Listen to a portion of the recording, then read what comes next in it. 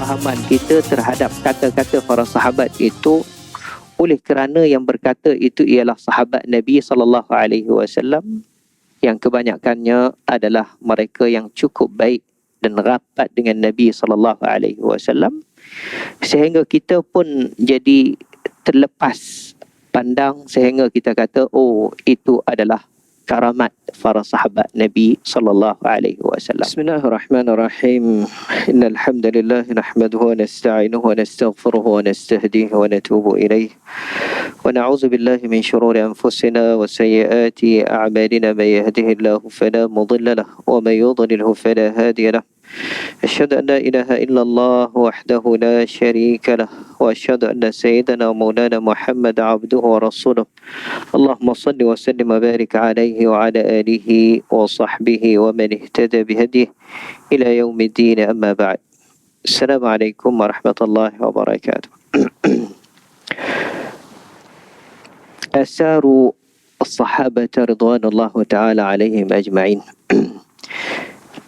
Sebahagian daripada manusia apabila mereka mentafsir asar, kata-kata yang dikatakan oleh para sahabat Nabi SAW, ada kalanya mereka berkata itu adalah karamah, dan ada yang kata itu adalah khawatir. Dan khawatir ni maksudnya litasan. Cuma kadang-kalanya ada juga kita pembaca kitab ini, kadang-kalanya kepahaman kita terhadap kata-kata para sahabat itu, oleh kerana yang berkata itu ialah sahabat Nabi SAW, yang kebanyakannya adalah mereka yang cukup baik dan rapat dengan Nabi SAW, sehingga kita pun jadi terlepas pandang sehingga kita kata, oh, itu adalah karamat para sahabat Nabi SAW. Baik, apapun penjelasan kita pagi ini ialah berkaitan dengan kata-kata Sayyidina Umar Al-Faruq radhiyallahu ta'ala anhu ketika dia berkata, inni la ujahhidu jayshi wa ana fi salati. Umar kata, aku siapkan tentera, pasukan tentera, sedangkan aku dalam salat. Dan maknanya satu pasukan tentera yang nak diutuskan untuk berperang dalam mana-mana satu bidang peperangan, kadang-kalanya Umar persiapan itu dan susunan itu, pelantikan itu, sedangkan ia dalam salat. Itu satu.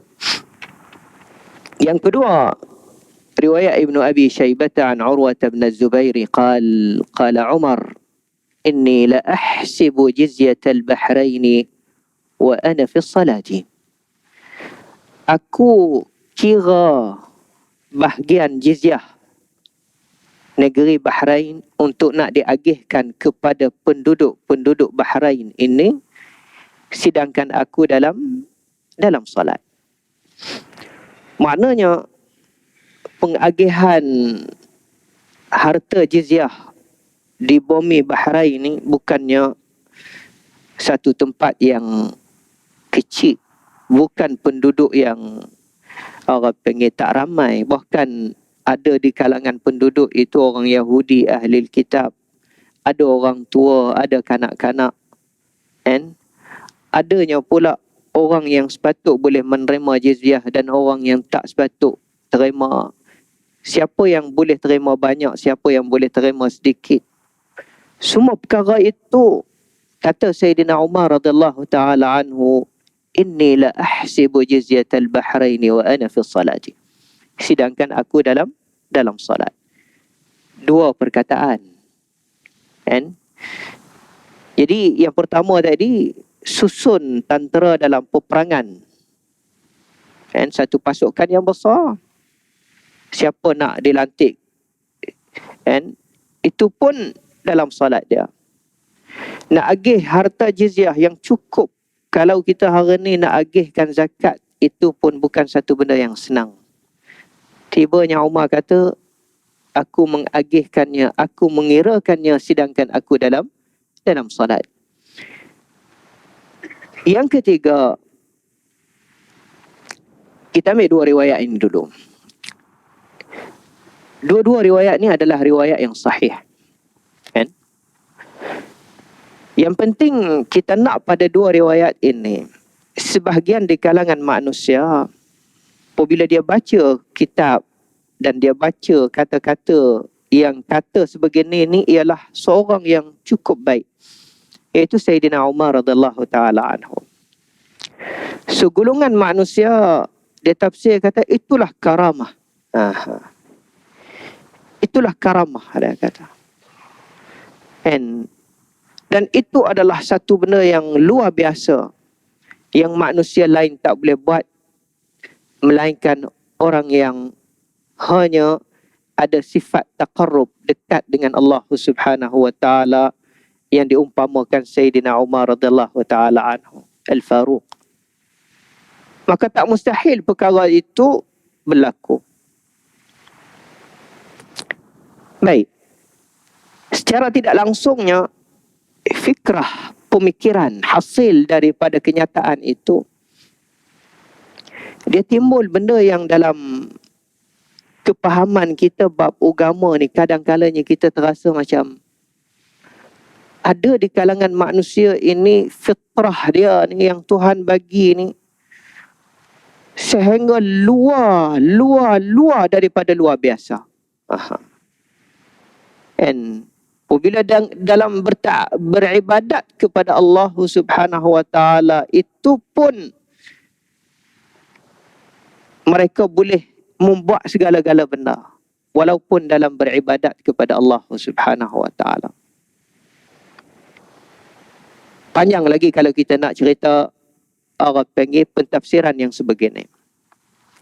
Tetapi kalau kita kembali kepada al-aqlur rajih, akal yang orang panggil usaha untuk nak menentukan, orang panggil pentafsiran kata-kata itu, supaya jangan kita saat itu pergi terlebih daripada khayalan yang hanya keluar daripada diri kita semata-mata. Sebab tu di kalangan para ulama, apabila mereka melihat kata-kata Sayyidina Umar tadi, inni la ujahhizu jaishi wa ana fi salati, aku siapkan pasukan tentera sedangkan aku dalam salat. Kalau kita tengok Imam Al-Bukhari, dia buat apa? Sahih Al-Bukhari, hadis ni hadis sahih. Tapi Imam Al-Bukhari dia kata apa? Babun yufakkiru ar-rajulu asy-syai'a fi salati. Hadis ni Imam Al-Bukhari letak di bawah satu tajuk, seseorang apabila dia sembahyang, kadang-kalanya pemikiran dia tu macam-macam. Apa arah tu? Kan? Kita tengah duduk sembahyang, pemikiran kita ni kadang-kalanya dia mari macam, apatah lagi kalau sebelum kita nak solat tadi tu, tugas kita tu belum selesai lagi. Maka semasa kita solat tu, perkara tu dia teringat. Kan? Yang ni aku nak buat macam mana? Kursi aku nak letak kat mana? Meja nak letak kat mana? Kan? Orang mari nak duduk di mana? Parking kat mana? Dia nampak. Sebab semasa sebelum dia solat, perkara tu dah wujud. Apabila dia solat, perkara tu dia mari. Lepas solat, perkara tu selesai. Maksud selesai, dia dah nampak dalam solat nak selesai benda tadi. Faham tak?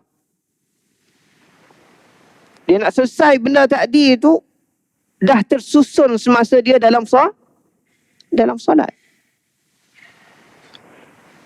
Hayat ni orang panggil apa? Khawatir litasan. Bukan karamah. Sayyidina Umar radhiyallahu taala anhu, kan, kata Imam Al-Bukhari lagi dalam bab ni, dia kata wa kullul mukallafina min rijalin wa nisa'in fi hukmi dhalika at-tafkiru sawa. Tak kira, dia kata, orang lelaki, orang perempuan, lintasan pemikiran itu samanya boleh berlaku. Kan? Memang sungguh kalau kita kerja, tugas kita belum selesai, tiba waktu solat, kita tengah ada solat, dalam solat tu juga kita selesaikan. Kursi adanya lagi banyak lagi, tak tahu nak letak kat mana. Tapi dalam solat tadi kita dah nampak. Yang tu nak letak kat situ, yang ni nak letak kat sini, yang ni nak susun kat situ, yang tu nak susun kat situ. Kemudiannya Sayyidina Umar radhiyallahu taala anhu yang dia kata, inni la ahsibu jizyatal bahrain wa ana fi shalah. Aku kira bayar jizyah orang di negeri Bahrain sedangkan aku dalam solat. Dia tak nampak dalam solat dia ni, kan, siapa yang sepatut dapat 10, siapa yang sepatut dapat 5, siapa yang sepatut dapat 15. Di kalangan anak yatim berapa, di kalangan ibu tunggal berapa, di kalangan mereka yang memerlukan orang panggil harta-harta tersebut yang perlu diagih, sedangkan dia dalam solat. Selesai solat, baru arahan itu dikeluarkan kepada ketua-ketua negeri yang nak dilaksanakan tugas yang disampaikan oleh Amirul Mukminin. Tapi Amirul Mukminin nak menyampaikan tugas tadi, sebenarnya tugas tadi datang daripada lintasan semasa dia dalam solat. Nampak arah tu? Bukan bermaksud apabila dia dalam solat, sidang dalam solat, dan dia nampak agihan-agihan itu kepada orang ni, tibanya lepas solat perkara tu dah selesai begitu je. Tidak. Baik.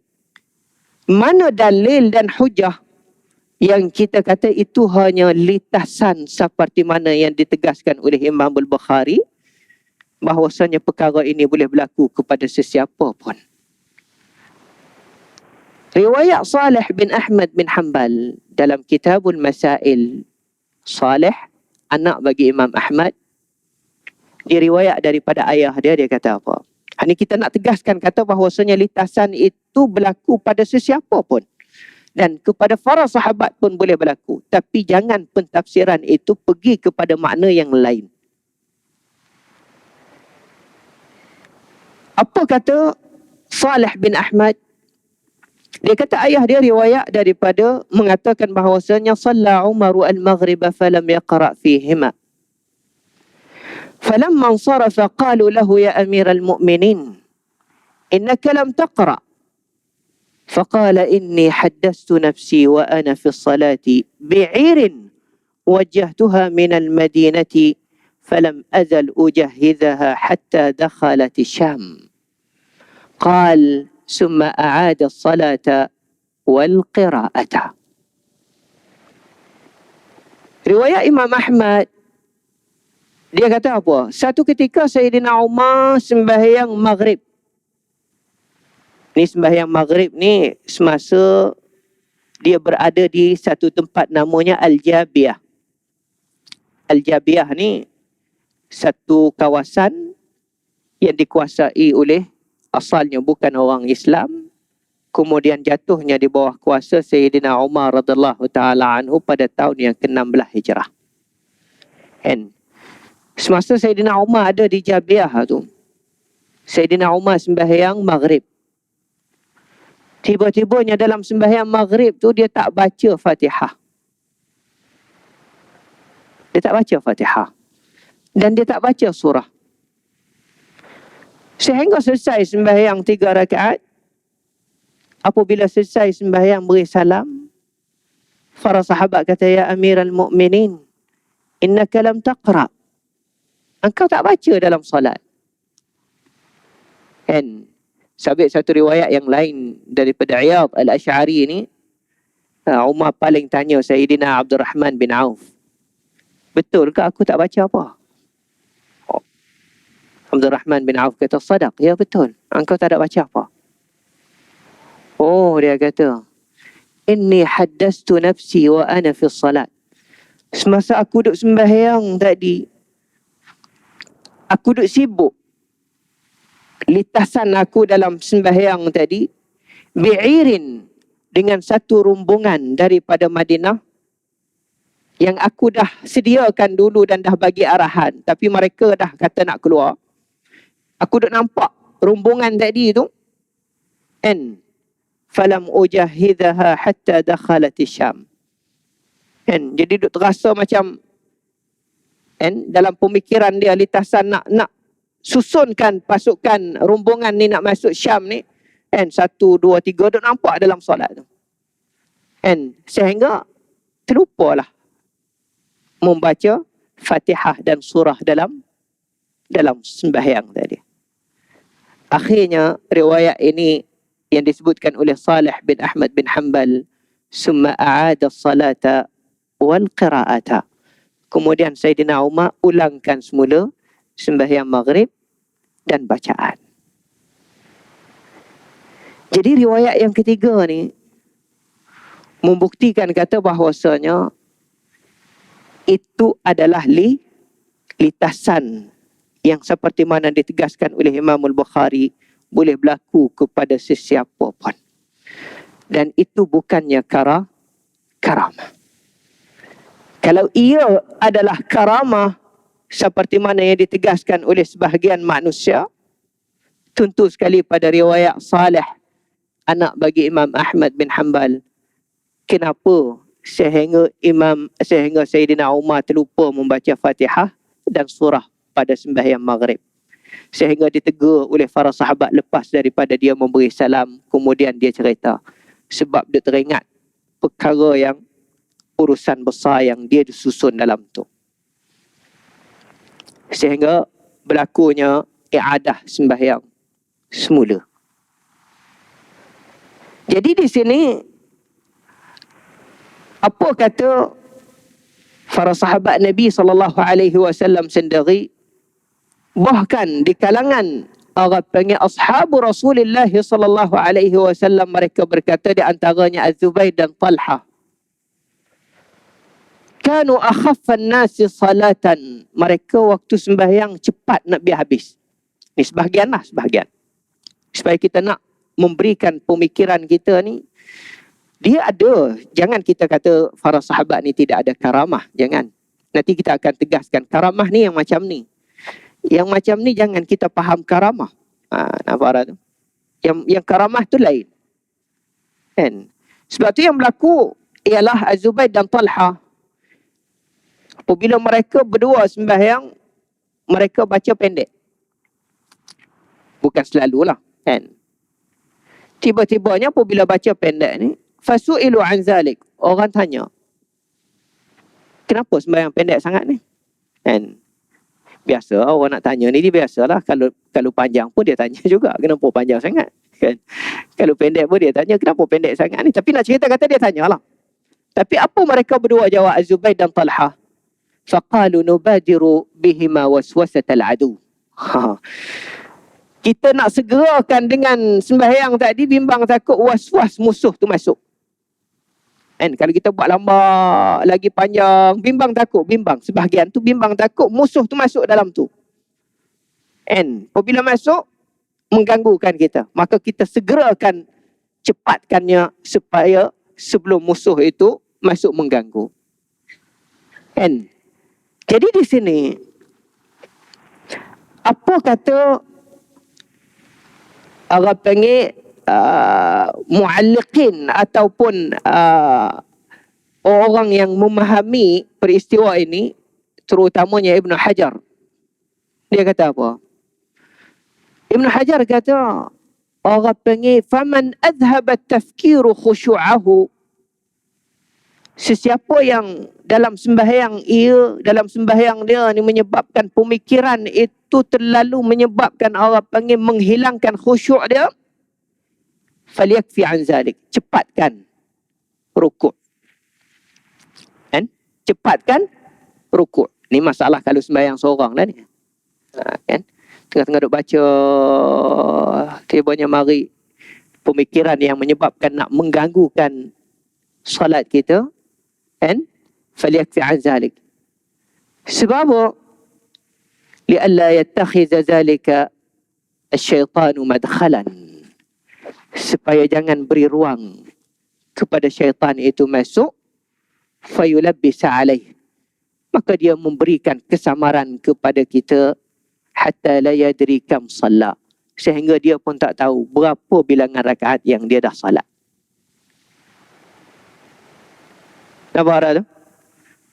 Jadi apabila kita tengok di sini, maknanya kalau kita tafsir kata-kata Sayyidina Umar itu mengikut keselesaan pemikiran kita, apatah lagi kalau kita tengok maqam Sayyidina Umar radhiyallahu ta'ala anhu, takkah kita pula nak kata, Umar ni takkah dalam sembahyang pun terganggu?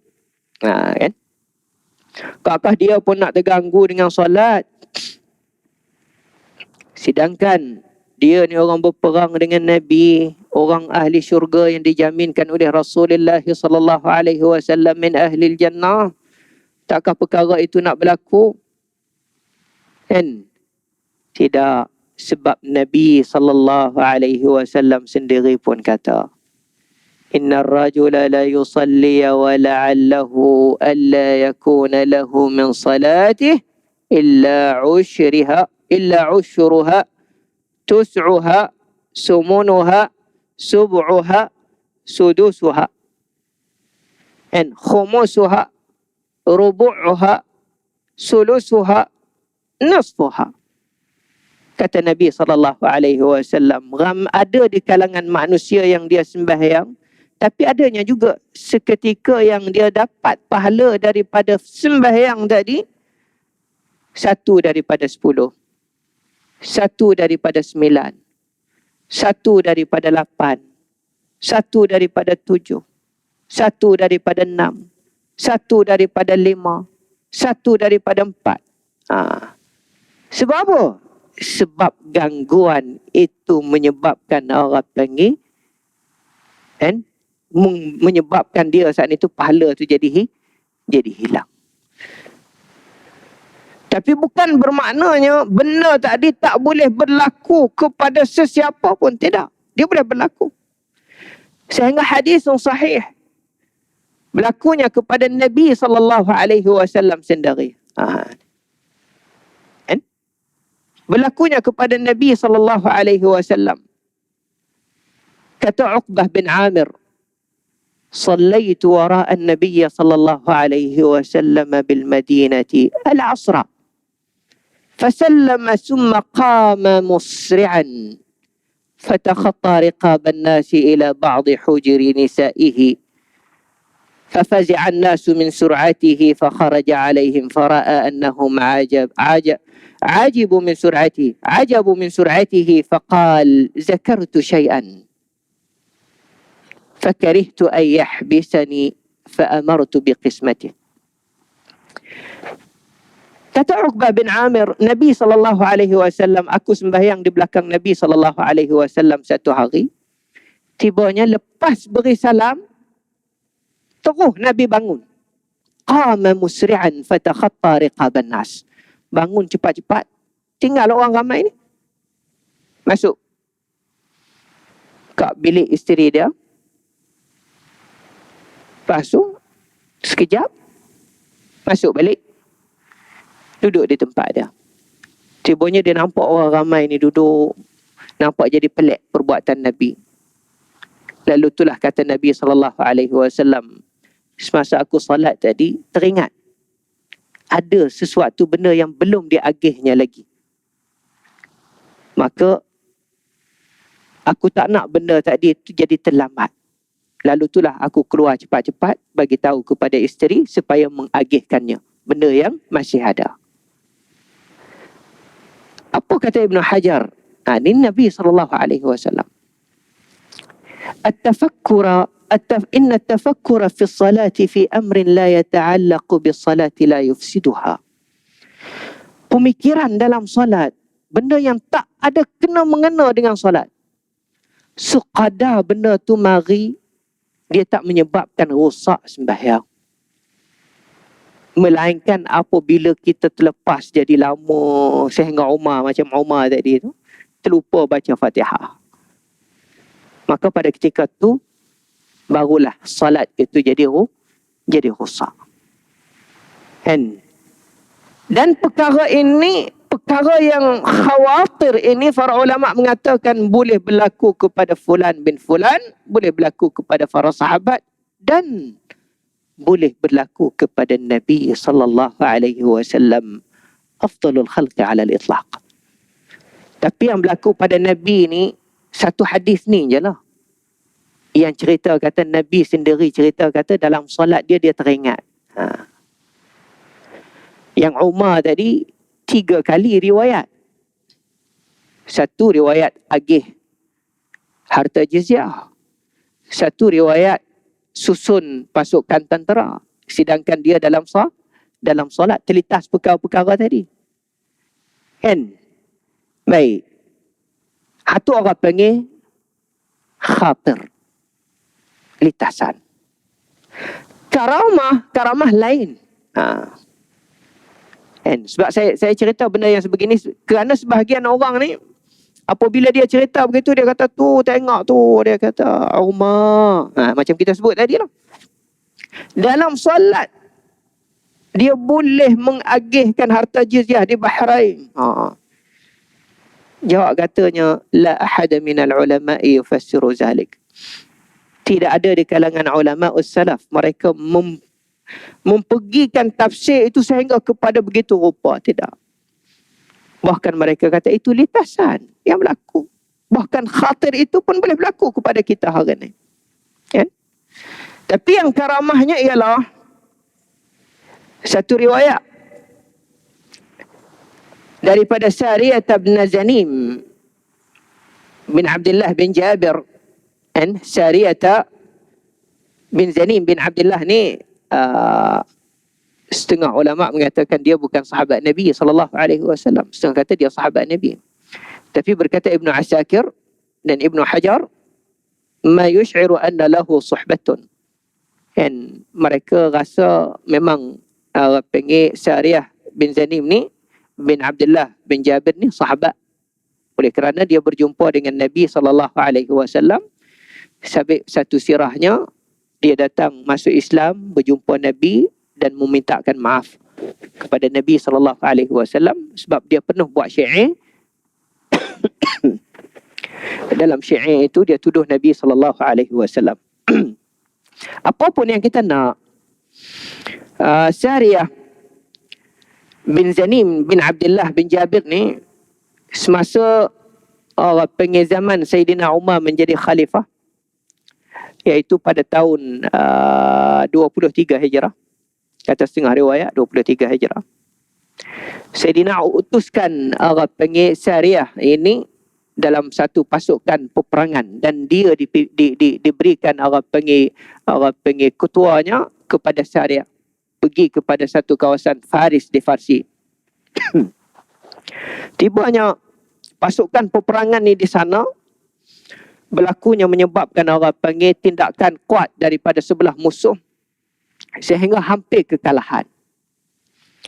Tibanya satu pasukan ni masih berhampiran dengan bukit. Ini yang selalu kita dengar cerita ni, kan? Berhampiran dengan bukit. Tapi tak tahu nak buat apa. Kan? Pada ketika tu Umar radhiyallahu taala anhu berada di Madinah. Wa huwa yakhutubu yaumal jum'ati. Umar tengah duk baca khutbah. Ni beza ni. Tadi yang kita cerita khatir tadi semasa dalam solat. Yang ni Sayyidina Umar tengah duk baca khutbah. Tibanya Sariyah, iaitu ketua pasukan tentera yang Sayyidina Umar hantar pergi berperang di Farsi, mereka tengah didesak ataupun diserang oleh musuh, hampir kalah. Umar tengah duk baca khutbah ni, dia kata apa? Tengah-tengah duk baca khutbah. Al-jabalu, al-jabalu ya Sariyah. Ya Sariyah, al-jabal, al-jabal.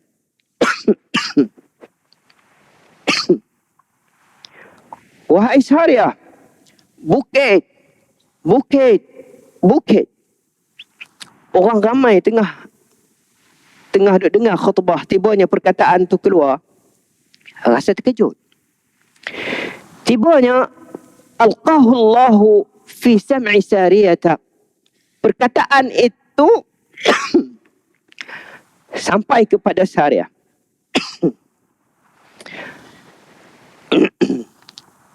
Apabila sampai kepada Sariyah, Sariyah cepat mengarahkan pasukan tentera dia supaya berlindung di bawah bukit.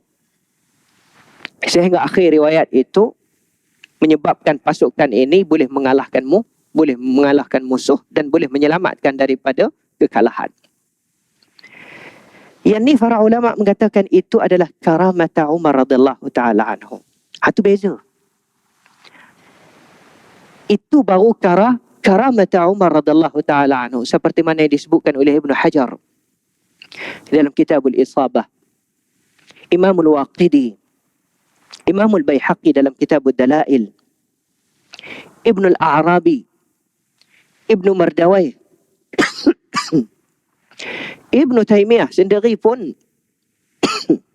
ada juga sebut cerita berkenaan Sariyah yang berlakunya di Farsi dan Sayyidina Umar tengah duk baca khutbah. Yang tu adalah karamatun. Berbeza dengan 3 perkataan ataupun 3 perkara yang berlaku sedangkan Sayyidina Umar tengah duk salat, itu bukan karamah. Itu adalah perkara litasan biasa yang berlaku pada manusia seperti yang ditegaskan oleh Imam Al-Bukhari. Oleh kerana itu, muslimin dan muslimat yang dirahmati Allah, dan setiap benda yang kita baca dalam nas tapi boleh jadinya tak betul, kadang-kalanya apabila kita ni cepat untuk nak mentafsirkan sesuatu benda yang kita berjumpa dan yang kita baca mengikut orang panggil kehaluan kita. Sedangkan apabila kita tengok ulama yang mu'tabar macam kita sebut tadi lah, Ibnu Hajar, Imamul Baihaqi, kan? Dia mu'tabar ni begini. Kalau kita kata begini, senang kita nak kata macam mana. Kalau saya kata Ibnu Hajar, nanti orang tanya pula Ibnu Hajar ni siapa dia, Imamul Baihaqi ni siapa dia. Jadi itu jadi cerita panjang pula. Dia begini, kalau kita terkenal dengan satu kedai makan, kan, dah usia dia 40 tahun, 50 tahun, tibanya orang bagi satu nasi bungkus kat kita ni, Pop, ambil nasi bungkus ni. Oh, beli kedai mana? Tu kedai tu. Kita dah tak soal banyak dah. Kita dah tak tanya dah lagi sedap ke, tak sedap ke, kan? Tu ke, ni ke, tidak. Kita buka Bismillahirrahmanirrahim, makan. Bahkan kita tanya lagi, ada ke lagi ataupun tak ada. Nak cerita kata, siqatuna, kepercayaan kita apabila orang memberikan satu nasi bungkus tapi di kedai yang dah usia dia 40 tahun, 50 tahun, yang dah terkenal dengan jualan yang cukup baik dan masakan yang cukup baik. Apabila kita sebut Ibnu Hajar, kita kata Imamul Baihaqi, kita kata Imamul Suyuti, kita kata Imamul Nawawi, contoh. Jadi secara tidak langsungnya kita kata Imam Al-Bukhari, Imam Muslim, apabila kita sebut begitu secara tidak langsungnya, i'tabaran nasu anna haula'i ulama mu'tabarun. Orang dah sudah menganggapkan itu ulama yang dah mu'tabar.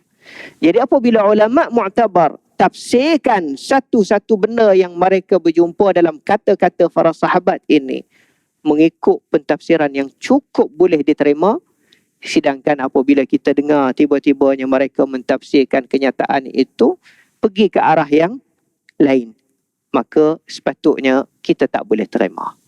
Oleh itu, sekadar ini saja yang kita boleh ambil daripada pengajaran Asarus Sahabata Ridwanullahu Ta'ala alaihim ajma'in, yang kadang-kalanya juga dalam satu asar ini kesimpulan yang mudah, khawatir ini sedangkan kita dalam salat pun dia boleh berlaku kepada sesiapa sahaja.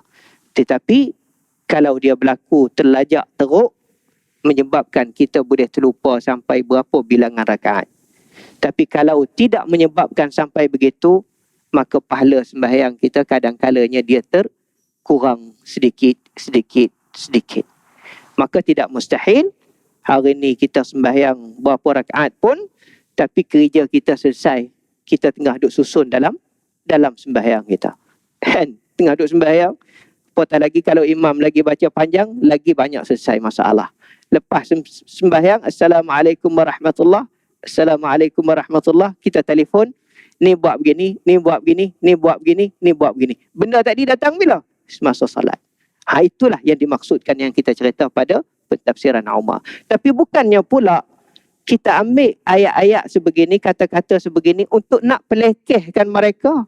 Oh, Umar pun macam aku dah juga. Aku duduk sembahyang, duduk jadi pengit.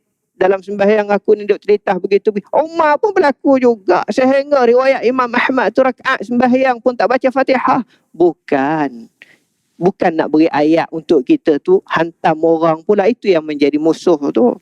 Sedangkan kita nak cerita dalam bab kepahaman, ada kita mentafsirkan tafsiran yang lebih teruk. Tapi hakikatnya begini, bukan bermaksud kita nak menjatuhkan para sahabat Nabi sallallahu alaihi wasallam. Aqulu qawli hadza wa afawwidu amri ila Allah. Innallaha basirun bil ibad. Bismillahirrahmanirrahim. Allahumma rabbana inna nas'aluka ilman nafi'a wa qalban khashi'a wa 'amalan salihan mutaqabbala. Wa sallallahu ala Muhammad wa ala alihi wa sahbihi wasallam. Assalamualaikum warahmatullahi wabarakatuh.